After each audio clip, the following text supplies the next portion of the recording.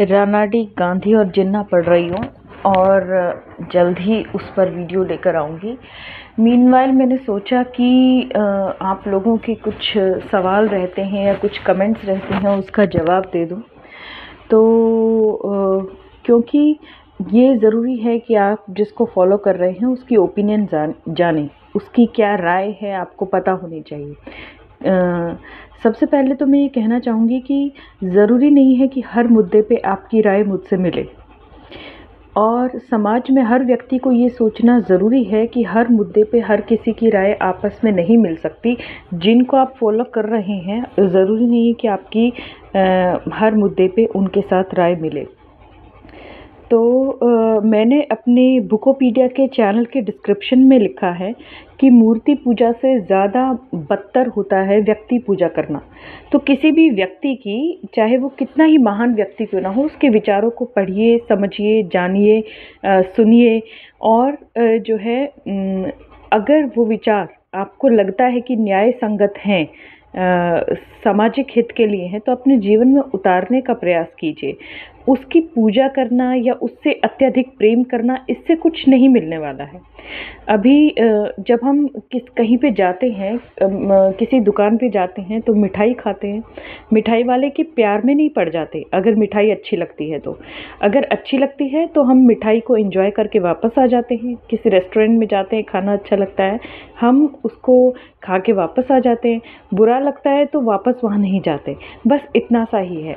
तो मैं कहना चाहती हूँ कि जो भी लोग टीवी पे आते हैं, दूरदर्शन पे आते हैं, अलग अलग तरह के चैनल्स के यूट्यूब्स पे आते हैं, या जैसे आप मुझे देख रहे हो, आपको जो है मुझसे अत्यधिक लगाव की या ये सब चीज़ें सोचने की कि इसकी हर बात हमें सही लगेगी, सच लगेगी, ये ज़रूर नहीं है। इस तरह की व्यक्ति पूजा को मैं जो है बढ़ावा नहीं देना चाहती।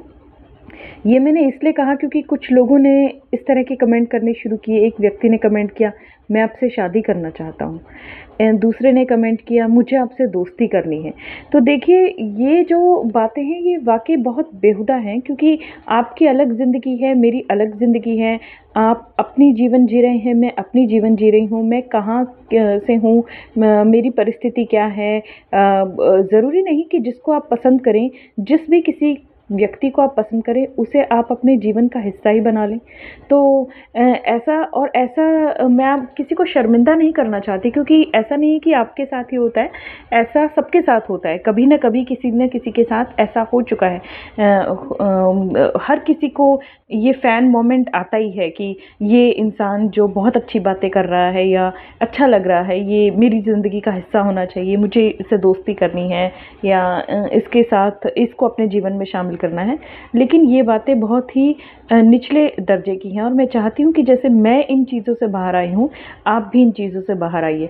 तो ये रहा जवाब उस तरह की कमेंट्स का जो शादी करना चाहता हूँ, प्यार करता हूँ, मुझे बहुत पसंद हो, दोस्ती करनी है, इस तरह की बातों का ये रहा जवाब। आप जो है मिठाई वाले के प्यार में मत पड़िए। अगर आपको वो मिठाई बहुत पसंद आती है तो वैसी बनाने की कोशिश कीजिए, या आप उस दुकान पे वापस जाकर वो मिठाई खरीद के दोबारा खा सकते हैं।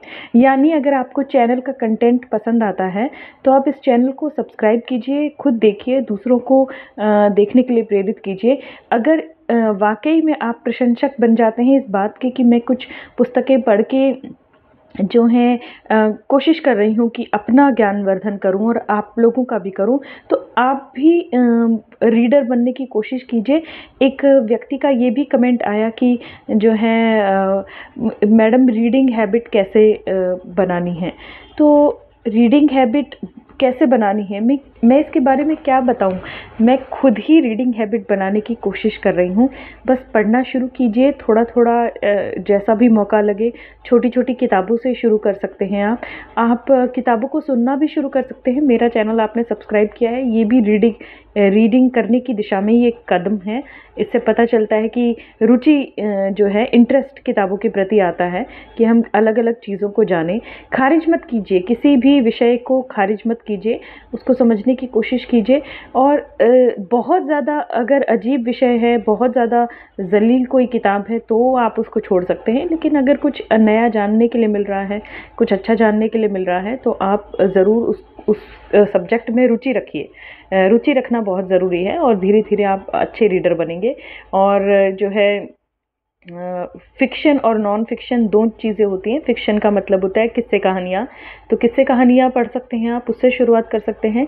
और नॉन फ़िक्शन का मतलब होता है ऐसी किताबें जो किस्से कहानियाँ नहीं हैं, जो सामाजिक चीज़ों पर आधारित हैं, या इस तरह की सोशल कल्चरल बुक्स होती हैं, पॉलिटिकल बुक्स होती हैं।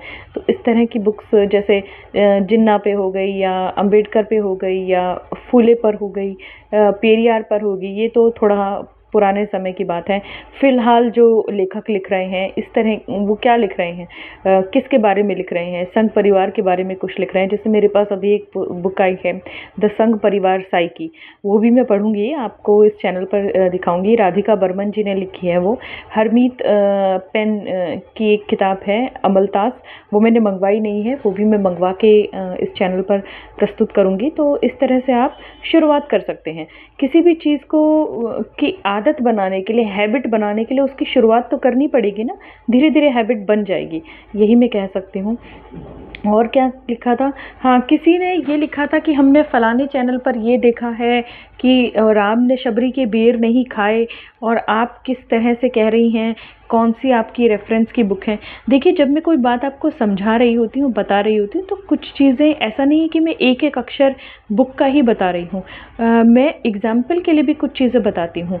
जैसे कि संतराम बीए जी ने जो हमारा समाज किताब लिखी थी, उस किताब में उन्होंने ये कहा था कि पूरा का पूरा हिंदू समाज का जो साहित्य है, चाहे वेद हो, चाहे पुराण हो, चाहे स्मृतियाँ हो, वो विरोधाभासी चीज़ों से, कॉन्ट्राडिक्टरी चीज़ों से भरी पड़ी है।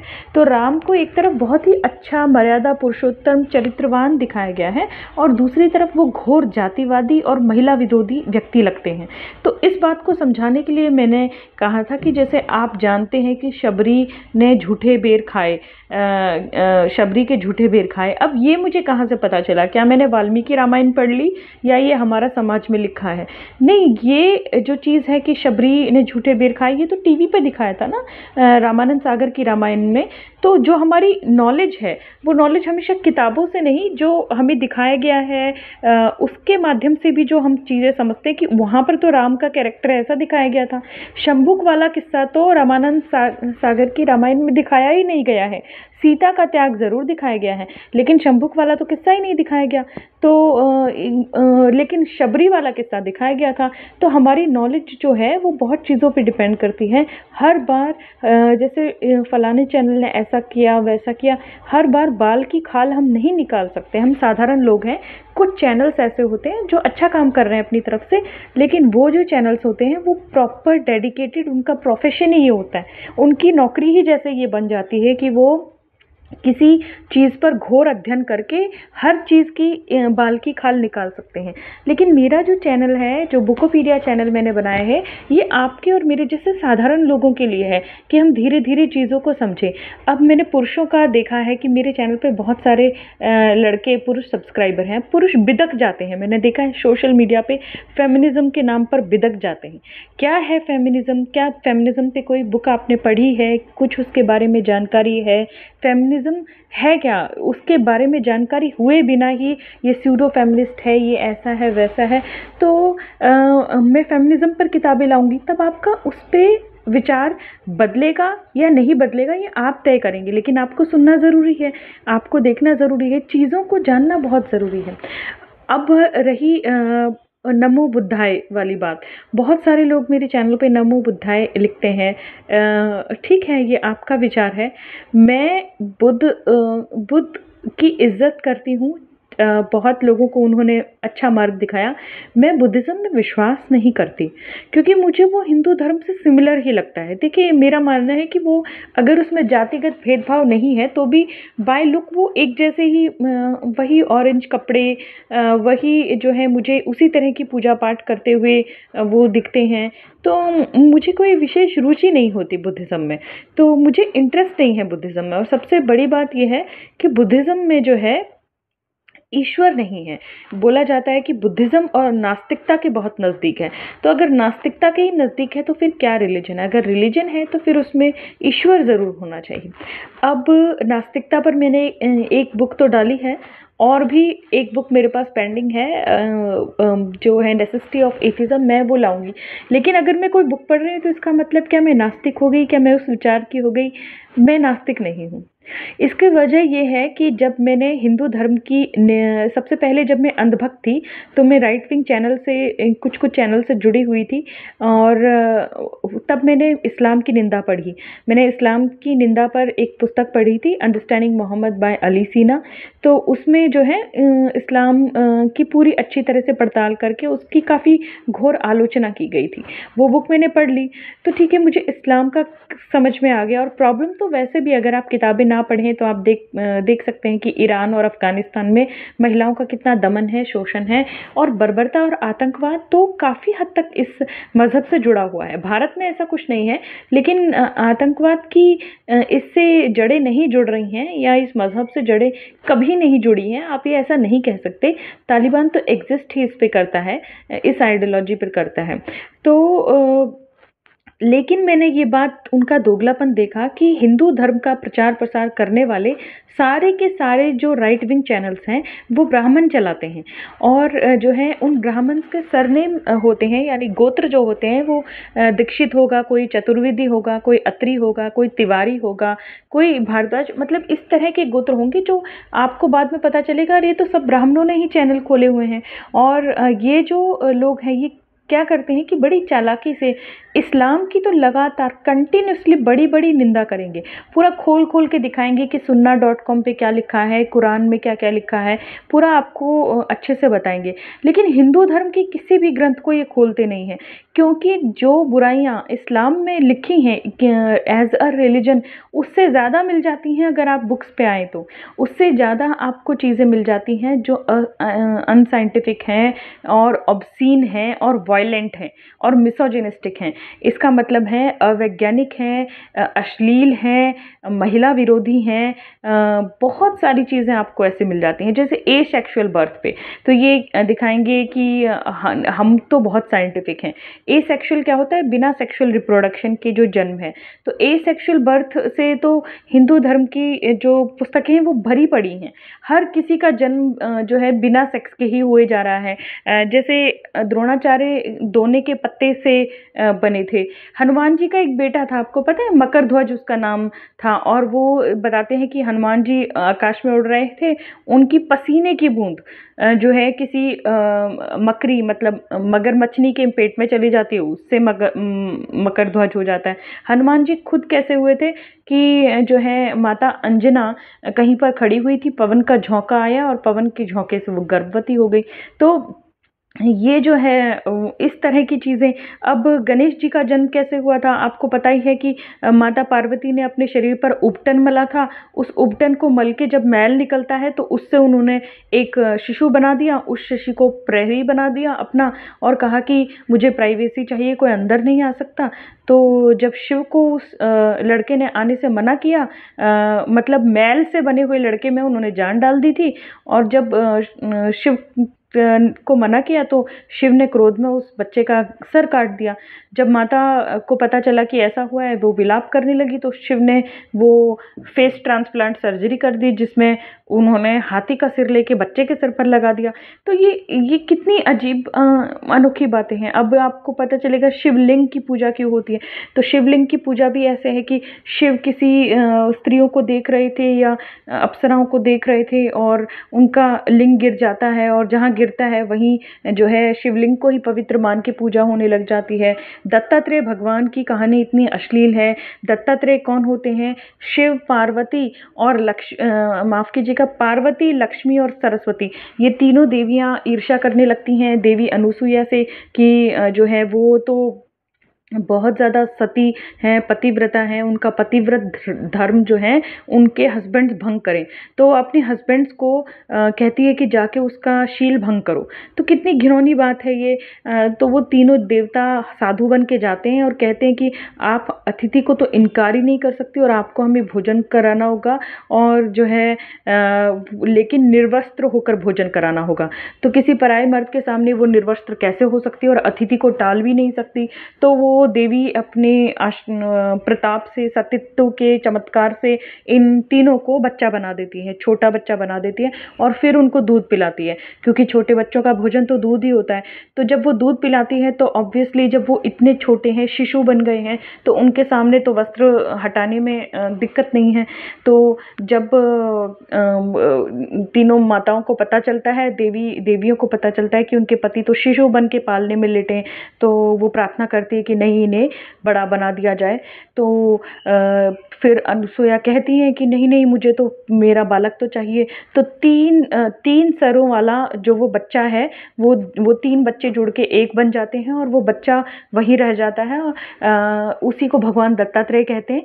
और जो इनके तीनों देवताओं के जो एडल्ट रूप हैं वो बन के तैयार हो जाते हैं, और फिर वो चले जाते हैं। तो कैसी अजीब अजीब सी तो कहानियाँ हैं। अब आप देखिए कि कैसे इन कहानियों की पड़ताल की जाए, क्या क्या अगर कहा जाए, अश्लीलता भरी पड़ी है, इतनी ज़्यादा गंदी बातें भरी पड़ी हैं, हद से ज़्यादा। गरुड़ पुराण तो मैंने बुकोपीडिया पे डाला ही है, वो भी बहुत ही ज़्यादा अश्लील किताब है, बहुत ही ज़्यादा घिनौनी सी किताब है। अ, पूरी हर कहानी में अश्लीलता भरी पड़ी है। आपको पता है कि शारदा किसका नाम है? शारदा और सरस्वती एक ही स्त्री है, और जो कि ब्रह्मा जी की पत्नी भी है और बेटी भी है। और बहुत सारी जगह पर ये मेंशन है कि ब्रह्मा जी ने अपनी ही बेटी के साथ जो है व्यभिचार किया, और फिर बाद में उनकी निंदा होने लगी, और इस वजह से फिर उन्हें किसी और जगह पूजा नहीं जाता। बाद में उन्होंने जो है अपनी बेटी से को पत्नी बना लिया। तो ये कैसी कैसी अजीब अजीब बातें हैं। तो मैं कहना ये चाहती हूँ कि राइट विंग वाले कभी हिंदू धर्म के धर्म ग्रंथों का पड़ताल नहीं करेंगे, उसकी निंदा नहीं करेंगे, और जो है हमेशा इस्लाम को ही टारगेट करेंगे। और लेफ्ट विंग वाले क्या है कि इस्लाम की बर्बरता पर, इस्लाम के आतंकवाद पर, इस्लाम की हिंसा पर, या इस्लाम में जो गलत चीज़ें हैं उनके बारे में बात नहीं करेंगे। अच्छा, जब मैं बात हिंदुइज्म की या इस्लाम की करती हूँ तो मैं लोगों की बात नहीं कर रही होती हूँ। तो अगर आप हिंदुइज्म के या एज अ रिलीजन हिंदुइज्म की निंदा समझते हैं या पढ़ते हैं, तो इसका मतलब ये नहीं है कि अपने आप आसपास वाले लोगों से घृणा करने लगे, वरना इसका मतलब ये होगा कि आप अपने ही देश के 80 करोड़ लोगों से घृणा कर रहे हैं। तो ऐसा बिल्कुल नहीं करना है। और जैसे आप इस्लाम की कोई निंदा सुनते हैं या समझते हैं, तो इसका मतलब ये नहीं कि आप मुसलमानों से नफरत करने लगे। मुसलमान भी हमारी तरह लोग ही हैं, और ज़्यादातर आप जानते हैं कि 90% 99% तो हिंसा आतंकवाद में शामिल भी नहीं है। उनको भी रोटी कपड़ा मकान की वैसी ही चिंता लगी हुई है, और वो जैसे आप हज़ारों हिंदू हो के हज़ारों देवी देवताओं की पूजा कर रहे हैं, वो बस मोहम्मद की कर रहे हैं। तो अल्लाह की कर रहे हैं, और अल्लाह के पूजा अकेले नहीं होती, अल्लाह की पूजा के साथ साथ मोहम्मद का नाम लेना पड़ता है। तो वो जो मोहम्मद जी थे उसकी भी पूजा कर रही हैं। तो एक तरह से जो है आप किसी के साथ रहेंगे तो आप जानेंगे कि जो है बिल्कुल भी ऐसा नहीं है कि आपको लोगों से घृणा करनी है। अगर आप ईसाइयत के बारे में कुछ समझते हैं तो आपको ईसाइयत के बारे में समझना है। लेकिन अगर आपको ईसाइयत में कोई चीज़ पसंद नहीं आती, अनसाइंटिफिक लगती है, तो इसका मतलब ये नहीं कि आप ईसाइयों से नफरत करने लग जाएं। तो हाँ, मैं कह रही थी कि धर्म के नाम पर जहाँ तक मेरा विचार है, मैं नास्तिक इसलिए नहीं हूँ क्योंकि नास्तिकता जो है एक खालीपन क्रिएट करती है। मनुष्य में एक खालीपन होता है, एक बेचैनी होती है, जो वो जिस बेचैनी को, जिस खालीपन को वो भरने की कोशिश करता है, विशेषकर जब वो मुसीबत में होता है, जब किसी मुश्किल में होता है वो, तब ये जो खालीपन होता है, ये लोग गलत चीज़ों से भरते हैं, अंधेरी चीज़ों से भरते हैं, डार्कनेस से भरते हैं। जैसे वेस्टर्न सोसाइटी में, पश्चिमी सभ्यता में जब से जो है ईसाइयत कमज़ोर हुई है या नास्तिकता आई है, तो नास्तिक लोग रह नहीं पाए। ज़्यादातर लोग जो नास्तिकता कर रहे थे, वो उनको जो है इस्लामिस्ट ने प्रभावित कर लिया, और वो इस्लाम की तरफ जाने लग गए, और जो है इस्लाम से प्रभावित होने लग गए। मान लीजिए कि वो लोग इस्लाम से भी प्रभावित नहीं हो रहे हैं, तो जो नास्तिकता वाले लोग हैं वो अपने जीवन का जो खालीपन है, उसको व्यसनों से भर रहे हैं, एडिक्शन से भर रहे हैं। कोई शराब ज़्यादा पी रहा है, कोई सेक्स एडिक्ट बन रहा है, कोई जो है तरह-तरह के सब्सटेंस अब्यूज़, ड्रग्स ले लिया। मतलब जो बेचैनी है, कहीं कोई किसी को ट्रैवल एडिक्शन हो गया है, कोई बस घर में टिक ही नहीं रहा है, कभी यहाँ घूम रहा है, कभी वहाँ घूम रहा है और ये जो खालीपन है, छटपटाहट है, इसे भरने की कोशिश करते हैं क्योंकि मनुष्य को कोई ना कोई आधार ज़रूर चाहिए। इसका इलाज जो है कुछ लोगों ने स्पिरिचुअलिटी निकाला है कि ठीक है, ये सारे रिलीजन की जो कहानियाँ, गपोड़ कथाएँ हम नहीं मानते, सब अनसाइंटिफिक हैं, हिंसक हैं, वायलेंट हैं, मिसोजिनिस्टिक हैं, बहुत महिला विरोधी बातें लिखी हैं जगह जगह, तो हम नहीं मानते, लेकिन हम ज़रूर मानते हैं कि कोई क्रिएटर है। तो इससे क्या है कि आपका कहीं ना कहीं कनेक्शन हो जाता है, आप स्पिरिचुअली बैंकरप्ट नहीं रहते, मतलब कोई आधार बन जाता है आपके जीने का। फॉर एग्जाम्पल, अगर आप किसी मुसीबत में पड़ गए हैं और वो मुसीबत के समय आपका कौन संबल है? आप कहेंगे कि अगर कोई वो कानूनी मुसीबत है तो वकील आपकी मदद करेगा, कोर्ट आपकी मदद करेगा, सालों साल केस चलते हैं, वकील आपकी कैसे मदद कर पाते हैं? ज़्यादा तो नहीं कर पाते। तो आप क्या करेंगे? मतलब आपके नियंत्रण से है कुछ चीज़ें बाहर, तो आप उस समय पे क्या कर सकते हैं? किसी से तो जुड़ाव चाहिए। तो मनुष्य क्या करता है कि oh god please save me from this. उससे शायद तुरंत उस समस्या का समाधान ना हो, लेकिन जो है शांति मिलती है कि मेरे पास कोई है, मैंने किसी गॉड को पुकारा है। और उस गॉड का क्या स्वरूप हो, क्या आकार हो, कौन सी कहानी से मैच करता हो, ये ज़रूरी नहीं है क्योंकि सारी कहानियाँ अच्छी नहीं लगती कई बार। तो अगर हाँ, अब मैं कह रही थी कि एडिक्शन में लोग पड़ जाते हैं और अगर लोग एडिक्ट ना हों तो क्या होता है कि आपके पास आधार नहीं है, मतलब ज़मीन नहीं है और आसमान नहीं है। तो जब भी आप मुसीबत में पड़ते हो और जीवन आपके कंट्रोल से, नियंत्रण से बाहर ही चल रहा होता है, तब क्या होता है, लोग डिप्रेशन में चले जाते हैं। तो नास्तिकता मुझे भी डिप्रेशन की तरफ ही खींच कर लेकर गई थी। तो इसलिए मैं नास्तिक नहीं हूँ, मैं बाइबल लेके आई हूँ, थोड़ा-थोड़ा उसको पढ़ रही हूँ, रुचि लगा रही हूँ उसमें। और क्योंकि वो डिफरेंट है, क्योंकि वो जो हिंदुइज़्म हमने देखा है या इस्लाम देखा है या हमने बुद्धिज़्म को देखा है, सिखिज़्म को देखा है, ये जो हम रिलीजन देख चुके हैं उनसे थोड़ा डिफरेंट है और उनसे ज़्यादा प्रोग्रेसिव भी है। आप कहेंगे प्रोग्रेसिव कैसे है? जो भी थॉट आप देखते हैं ना, अब किसी ने मुझसे ट्विटर पे कहा कि humanity is the best religion. तो ह्यूमैनिटी का कंसेप्ट, इंसानियत का कंसेप्ट कहाँ से आया है? ह्यूमन जो राइट्स हैं, यूनाइटेड नेशंस ने जो पास किए थे कि मानव अधिकार क्या है, मानव अधिकारों का पूरा पुलिंदा एक क्रिश्चियन लेडी ने तैयार किया था जिसका नाम था एलेनर रूजवेल्ट। और ये जो अमेरिका के एक राष्ट्रपति होते थे उनकी पत्नी थी और वो एक डिवोटी क्रिश्चियन महिला थी। अब जो फेमिनिज्म का कंसेप्ट है, आप कहेंगे कि फेमिनिज्म का कंसेप्ट तो क्रिश्चियनिटी का नहीं है। बिल्कुल है। असल में लोग ऐसा हैं जो भेदभाव पर उतर आते हैं, लेकिन बाइबल में ही एक जेनेसिस है, एक वचन है जिसमें ये कहा जाता है कि जो गॉड है उसने आदमी और औरत को अपने इमेज में बनाया, मतलब जैसे ईश्वर है वैसे ही आदमी और औरत को बनाया। उसमें ये नहीं लिखा है कि आदमी को औरत के ऊपर बनाया या उससे डोमिनेंट बनाया, उसमें लिखा है कि अपनी इमेज में बनाया। तो जब गॉड ने आदमी और औरत को अपनी इमेज में बनाया, इसी बात को पकड़ के जो है फेमिनिज्म आगे बढ़ा कि गॉड ने तो ऐसा कोई भेदभाव नहीं किया है। ऊपर से मैं थोड़ा सा आपको बताती हूँ प्रोटेस्टेंट क्रिश्चियनिटी के बारे में। देखिए, दुनिया में सबसे पहले ये कंसेप्ट प्रोटेस्टेंट ही लेकर आए थे, मार्टिन लूथर किंग ही लेकर आए थे, जो इन्होंने कहा था कि जो मजहब है, जो रिलीजन है, वो एक पर्सनल मैटर है, उसका स्टेट के साथ कुछ लेना देना नहीं होना चाहिए। और जो पुरोहितवाद आ गया था ईसाइयत में, उसका भी उन्होंने खंडन किया। तो उन्होंने कहा कि बाइबल की 66 किताबें हैं और इन लोगों ने, पुरोहितों ने बढ़ा बढ़ाकर वो 79 किताबें कर दी हैं और ये कहते हैं कि बाइबल सिर्फ हम ही लोग पढ़ेंगे, जबकि बाइबल पढ़ने का हक हर किसी को है।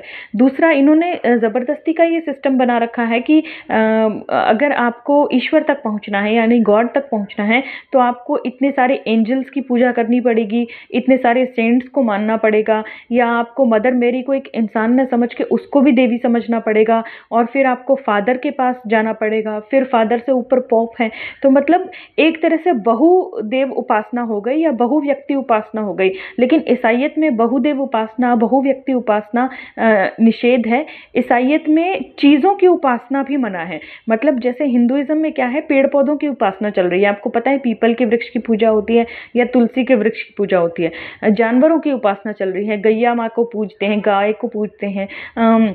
वाटर बॉडीज की उपासना चल रही है, कोई नर्मदा पर वो हो रही है, आरती हो रही है, कहीं गोदावरी पर हो रही है, कहीं यमुना पर हो रही है, कहीं गंगा पर हो रही है। तो ये सारी जो है नदियों की पूजा हो रही है। तो ईसाइयत में क्या है कि आप जानवरों को, पेड़ पौधों को, पशु पक्षियों को, नदियों को, समुद्रों को, आसमान को, चांद तारों को, इनकी पूजा नहीं कर सकते, क्योंकि ये ईश्वर ने बनाई है। तो ईश्वर की बनाई हुई चीज़ों की पूजा नहीं करेंगे आप, डायरेक्ट ईश्वर की ही पूजा करेंगे। ये ईसाइयत का सिद्धांत है। तो जो है तो मार्टिन लूथर किंग ने कहा कि पहली बात तो आदमी औरत बराबर हैं बाइबल के हिसाब से, और दूसरी बात ये है कि इतने सारे लोग बीच में नहीं हैं। मनुष्य का डायरेक्ट पर्सनल रिलेशन है ईश्वर के साथ, गॉड के साथ, और कोई भी बाइबल पढ़ सकता है। और बाइबल के हिसाब से ऐसा कुछ नहीं है कि आपको आजीवन ब्रह्मचार्य लेना पड़ेगा या फादर बनना पड़ेगा, वहाँ पर नन बनना पड़ेगा।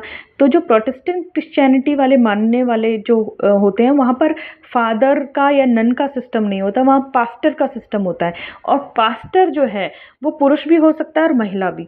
तो दक्षिण भारत में मुझे जानकर काफ़ी समय पहले ही मुझे इसमें रुचि हो गई थी कि कभी मैंने महिला पंडित नहीं देखी, कभी मैंने मौलाना जो होती है वो औरत नहीं देखी, सिख के गुरुद्वारों में कभी मैंने ग्रंथी जो है लेडी नहीं देखी, लेकिन पास्टर जो है बहुत सारी महिलाएं भी होती हैं।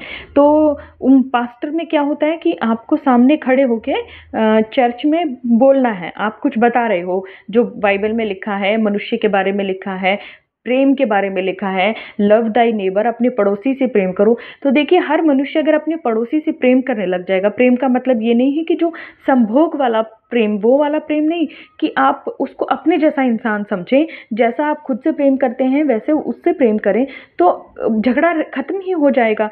अब बहुत सारे लोग हैं जो कहते हैं कि नहीं, इतने साल पहले ऐसा हुआ वैसा हुआ, जो है ईसाइयों ने भी बहुत देशों पर हमला किया और गुलाम बनाया, ऐसा बना वैसा बना, जो है महिलाओं को डायन समझ के वहाँ पर हत्याएं हुई। ये सब गलत बातें हुई। ये जो है ये सब चीज़ें हुई हैं कि जादूगरनी, चुड़ैल या डायन समझ के हत्या करना, ये बहुत गलत बातें हुई हैं, ये बात सच है। लेकिन ईसाइयत ही एक ऐसा मज़हब है जहाँ के लोग प्रोग्रेस किए, जहाँ पर इन पुरानी चीज़ों को पीछे छोड़ा गया है। अभी भी वो दुनिया में सबसे आगे हैं, और जो है वो इतने ज़्यादा, उनका मज़हब इतना ज़्यादा बेहतर लोगों बाकी मज़हबों से या बाकी दुनिया से रहा, तभी तो वो पूरी दुनिया पर छा गए और पूरी दुनिया पर वो हुकूमत कर पाए। और अभी भी वो दुनिया में सबसे आगे चल रहे हैं। सबसे ज़्यादा खुशहाल देश कौन से होते हैं, जो हैप्पीनेस इंडेक्स में सबसे ज़्यादा हैं, वो यूरोपियन कंट्रीज़ होती हैं, जिन्हें स्कैंडिनेवियन कंट्रीज़ भी कहते हैं, जिसमें फिनलैंड आता है, स्विट्ज़रलैंड आता है, आइसलैंड आता है। ये इस तरह की कंट्रीज़ जो हैं सबसे खुशहाल होती हैं, मानव जीवन के लिए ये उत्तम अवसर प्रदान करती हैं। कई इनमें से देश ऐसे हैं जो 5 दिन नहीं, हफ्ते में 4 दिन काम करने को प्रेफर करते हैं। तो प्रकृति के ज़्यादा करीब रहना और भी अच्छी अच्छी चीज़ें करना, तो जितनी भी हैं, अभी आपने लेबर लॉज के बारे में सुना होगा, वो कहाँ से आए हैं? ये जो सारा कंसेप्ट है, कार्ल मार्क्स कहाँ पर हुए, जिन्होंने जो है मजदूरों के हक की बात की और काम के घंटे फिक्स करने की बात की, और ये बात की कि छुट्टी होनी चाहिए लगातार, जैसे पूंजीपति कामगारों का शोषण ना कर सकें, ये बात की। सर्वहारा ग्रुप के बारे में बात की। सारी के सारी जो अच्छी चीज़ें हैं ये पश्चिम सभ्यता से आई। इसलिए जो है मैं ईसाइयत से प्रभावित हूँ, मैं नास्तिक नहीं हूँ। तो मैं नास्तिकता के बारे में ज़रूर पढ़ूँगी, अपने चैनल पर आपको भी बताऊँगी। ये मैं बताना चाहती थी आपको कि जो है ये मेरी पर्सनल ओपिनियन है चीज़ों के बारे में। एक तो मैं नास्तिक नहीं हूँ, दूसरा मैं व्यक्ति पूजा के विरुद्ध हूँ। आपको जो है मुझसे व्यक्तिगत जुड़ने की या जो है मेरे काम की आप प्रशंसा कीजिए, लेकिन किसी भी इंसान को, चाहे कोई करीना हो एक, या मतलब कोई भी कलाकार हो या जो कोई भी हो, आपको कभी भी उससे पर निजी तौर पर इतना अटैच्ड होने की ज़रूरत नहीं है। इसके बारे में भी बुक्स आती हैं कि आप किस तरह से लोगों से अटैच्ड हो जाते हो। ये भी मैं बुक्स अलग अलग विषयों पे लाने की कोशिश करूँगी। एक भाई ने कमेंट किया कि आप कोलैबोरेशन कीजिए। देखिए, कोलैबोरेशन वाले जो लोग होते हैं वो अलग किस्म के लोग होते हैं। वो कोलैबोरेशन वो करते हैं जो एक ही तरह का काम कर रहे होते हैं। मेरा तो वर्क ही बिल्कुल अलग है। सबसे अलग है ये कि एक सिंगल बुक मैं पढ़ रही हूँ और अपने जैसे लोगों के लिए ही ये चैनल है, जो काम के साथ साथ जो है ये चीज़ें करना चाह रहे हैं, कुछ नया जानना चाह रहे हैं, जो डेडिकेटेड यूट्यूब चैनल्स चला रहे हैं, जो उस विषय का गहन अध्ययन रखते हैं, कोलैबोरेशन वो करते हैं आपस में। तो मुझे नहीं लगता कि मुझे कोई कोलैबोरेशन के लिए बुलाएगा, और जो है इसलिए इसकी कोई ज़रूरत नहीं है। तो वीडियो थोड़ा सा लंबा हो गया, लेकिन मैं कुछ चीज़ों के बारे में अपने विचार रखना चाहती थी, तो उम्मीद है आपको पसंद आएगा। आप इस चैनल को I got a speak my mind को सब्सक्राइब कीजिए, शेयर कीजिए, और जो है मैं जब भी कुछ कहना चाहूँगी बुक्स के अलावा, तो मैं इसी चैनल के माध्यम से कहूँगी। धन्यवाद।